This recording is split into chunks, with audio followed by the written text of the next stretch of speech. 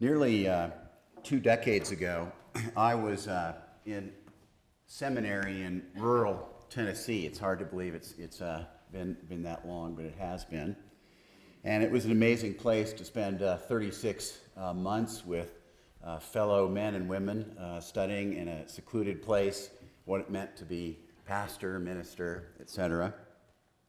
And it was about this specific time of year that we were gathered in the seminary chapel for our daily morning prayer service.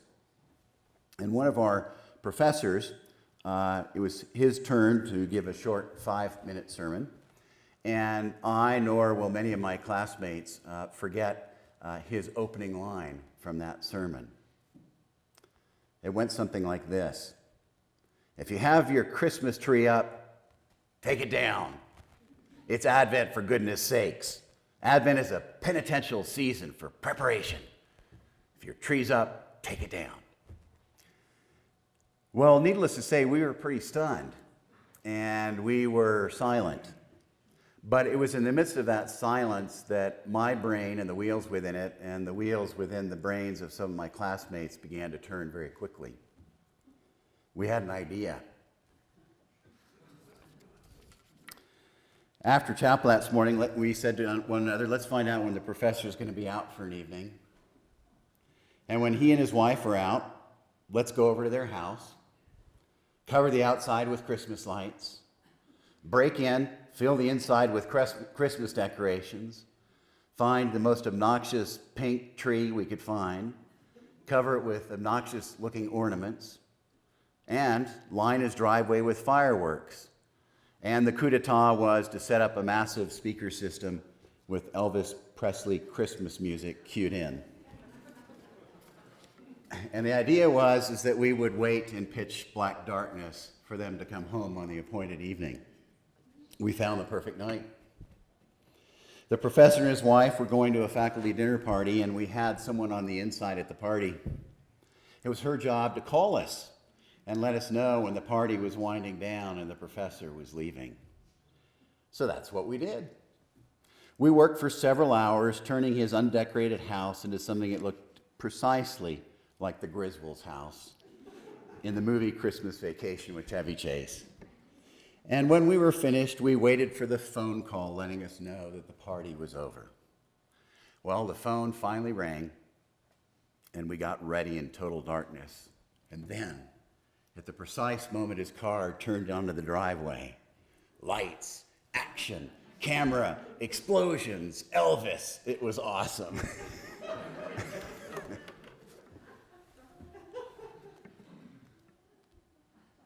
Well, what's extraordinary is that he and his wife, to their great credit, were actually thrilled. It touched them deeply. It moved them. They, in fact, thought it was one of life's great moments. And in fact, the next day at the seminary, he wrote in very large letters in any whiteboard he could find, "Thank you, thank you, thank you."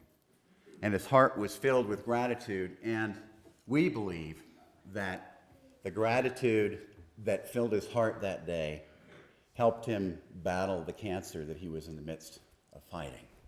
It was an extraordinary moment. Well, it might surprise you, but over the years, I've actually begun to appreciate what the professor said that day in morning chapel. But let me be clear about one thing first. It's great to have Christmas lights up at home. We have them. It's great to have a tree up at home. We have them. It's a wonderful family tradition. That said, however, there was some great wisdom in what the professor said. You see, skipping Advent and jumping right into the Christmas season is like ignoring the cross and Good Friday before Easter. Going through one makes what follows so much more powerful, that if we take the time to go through Advent with the spirit of Advent, it makes Christmas so much more potent. Christmas is all about celebrating the birth of Jesus, the incarnation. And I believe it is important for us each to get ready in our own way, preparing for the birth of Jesus. Our reading from Luke today is just one scriptural reminder of many of how vital preparation is. Now, the fourth season Sunday of Advent, or the fourth Sunday season of Advent, which begins today, the word Advent literally means coming. And for centuries, it has been part of the tradition of Christians all over the world. I've kind of always looked at Advent like pregnancy before the day of birth. Because of all of what happens during pregnancy, just think, or remember for some of you, how astonishing the day of delivery was, in part because of all the preparation that went into it. Can you imagine just waking up one day and saying, we're going to have a baby, and 5 minutes later, there he or she is? No, it's the preparation that makes it what it is. So over the weeks ahead, I'm going to be spending time on our Sundays talking about ways to prepare for Christmas in this season of Advent. Hopefully touching on things that will affect not only our preparation for Advent, but will affect our lives beyond Christmas. Well, today I want to touch on one way, one thing to keep in mind, one way to prepare for Christmas this Advent season. Just a few days ago, many of us had quite the large meal, didn't we, if we were blessed enough? In fact, the average American consumes over 3,000 calories during Thanksgiving meal alone. And that might be because of all the pies. I really love pies. What kind of pies did you all eat? Just call them out. Pumpkin. Apple. Pecan. Thank God none of you mentioned rhubarb. I detest rhubarb pie.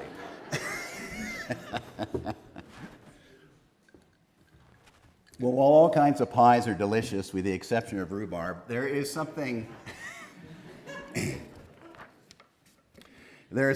about a pie, in fact, that has a lot to say to us about life. If you think about it, and this really hit me a few weeks ago, if you really think about it, a pie is a great metaphor for life. And it's something I've really begun to work on in my own life. And it's a struggle for me to look at life as a pie, but let me explain. You see, I think, while overly simplistic, there are basically two ways you and I can go through life. We can go through life with an attitude of and, A-N-D, or we can go through life with an either-or approach to things. An either approach to life says, everything's great. No, it's all bad. I did well, or I did totally badly. If I didn't meet all my expectations, the other ones don't really matter much. My spouse is either the best on the planet or the worst that ever existed. Same with my children. The day is good or it's bad. Same with the year, my job, the quality of my friendships, my appearance. We all know it. It's black and white thinking. It happens when we only pay attention to the extremes and ignore all the vast things that are in the middle. It's all one way or another. And frankly, I think either or thinking is one of the worst ways to approach life, because I know that when I engage in it, it puts my moods and my worries on steroids. This morning I want to introduce to you the pie principle, and then I want to talk about what on earth does pie have to do with Advent. Well, the pie principle says that, remember that life is like a pie with lots of slices in it. Not all slices are exactly the same. In other words, coexisting in that pie, coexisting in our one life, there are different pieces that, while part of the whole, are all different, but yet they're all there at the same time. Said another way, there may be a slice of my life that is awful, terrible, no fun, something I just can't stand and tough to deal with. But at that very same moment, there are other slices that are about quite the opposite. There's a joyful slice, an exciting slice, a great relationship slice next to the person slice that you wish never to see again. In other words, I believe that with very few extreme exceptions, the good, the wonderful, the bad, the ugly are all part of the pie that coexist all at the same time. And when we look at life in an either-or way, we lose sight of what is right in the midst of what is wrong. we lose sight of seeing the blessings that coexist along with all those things that feel like a curse. I believe that if we want to live with resiliency, where we're flexible, we move through life and we bounce back and we're the way that God intends us to be, I believe that the pie principle is key to getting there, and living with an and attitude is getting there. I am having a tough time with my boss right now, and I have a coworker I really like being with. I have the flu right now, and I really know that most of my life I'm healthy. I have too much stress going on at work right now, and I have a child who loves being with me just to play a game. My dad is suffering from a terrible illness, and I have the opportunity to have no-nonsense discussions with him during this time. An and attitude, the pie principle. So how do we get there? Remember, I struggle with this myself. There are many days that I wake up or I'm in the midst of something tough and I say, this whole thing just is terrible. And I lose sight. But there's one thing that helps me get back to an and attitude. There's something that can help us leave an either or attitude behind. There is something, in fact, that we can do that will affect the entire flavor of our lives to help us see life as a pie. And what can we do? You've heard me talk about this numerous times before, but it's so critical to talk about again and again. What can we do? What we can do, what all of us have the power to do, is to make the volitional choice to make gratitude a priority. You can do that. I can do that. When we make gratitude a priority, we begin to see the and we begin to see all that is right in the midst of all that is wrong that coexists alongside of it. The more grateful we are, the more likely we see the good in the midst of the bad. So just some random thoughts about gratitude. If you want to change your life, make gratitude a priority. I can't say that more clearly. If you want to change your life, make gratitude a priority. It will change everything. There have been lots of studies about gratitude. In fact, one recent study shows that 95% of Americans feel gratitude occasionally, but only half take the time to express it. And from where I sit, if something is unexpressed, it's non-existent. And from where I sit, as I walk through this valley in which we are extraordinarily blessed and fortunate to be living, I'm not sure that I see enough gratitude expressed by people day in and day out. Now, I need to be clear about something before I go on. With my comments, I'm not being critical of anybody. We all have stuff. Sometimes we go through a crisis when it's overwhelming and we can't find anything but just despair. I get that. We're human beings, but that's not what I'm talking about. I'm not saying if you're in a bad place, just get over it and be grateful. That's not what I'm saying. But what I am saying is that one of the most important things you can do in your life is to be grateful. Gratitude is all about believing that every moment is a gift. Every single moment. Gratitude is all about not taking anything for granted. How often do we thank God for our sight, for our taste, for our hearing, smell, water, food, shelter, breath, shoes, a light by which to read, a shower, shade, sun, faith, clothes? The list goes on and on and on. Gratitude is the conscious recognition of the gifts in our lives. And when we begin to feel entitled about anything, we move away from gratitude. One person writes this: gratitude starts with humility. If I believe I am owed something, I'm not going to be thankful for it because I'm entitled to it. The more we feel entitled, the less grateful we will be. And why do people who get more often show less and less gratitude? Because of their sense of entitlement. So here's a question for all of us to think about today. Am I entitled to anything in life, or is everything a gift from God?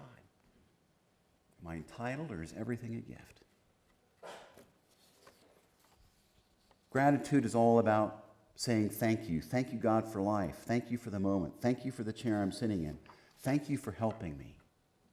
Gratitude is about getting rid of the words if only and just not using that phrase in your life. If only I had a different situation. If only I had a different house. If only I had a different job. If only I was younger. If only I was older. If only I was blonde. If only I didn't have wrinkles. If only I had this much money. If only I was in this situation. It is the antithesis of gratitude. So gratitude is about a lot of things. And remember, gratitude is a choice. It's a volitional choice. We can all choose to be grateful in the midst of whatever it is. Gratitude is a moment-to-moment decision. It's about expressing gratitude, not keeping it within. It's all about savoring and slowing down for a moment and appreciating all that is obvious that is right in front of you. Keep in mind, too, that if you want to develop a heart of gratitude and approach to living life with gratitude, all the complaining and the whining and the criticizing and the editorials and the gossip and the violent movies and violent games and vicious song lyrics that degrade humanity, if you want to be grateful, just turn all that junk off. Don't pay any attention to it. And finally, pray to God. That's the biggest takeaway that I hope you will have from today. God, give me a heart of gratitude. God, help me to see life as a pie made up of many slices. Some taste terrible, God. But in the midst of those lousy slices, there's some ones that are marvelous and beautiful and wonderful. They all coexist. Help me notice those, God. Give me a heart of gratitude. Let my heart of gratitude be contagious and spread and affect the lives of people around you. Help me, God, make room for you in my life. Help me make room by having a heart of gratitude. The pie of life. Happy eating.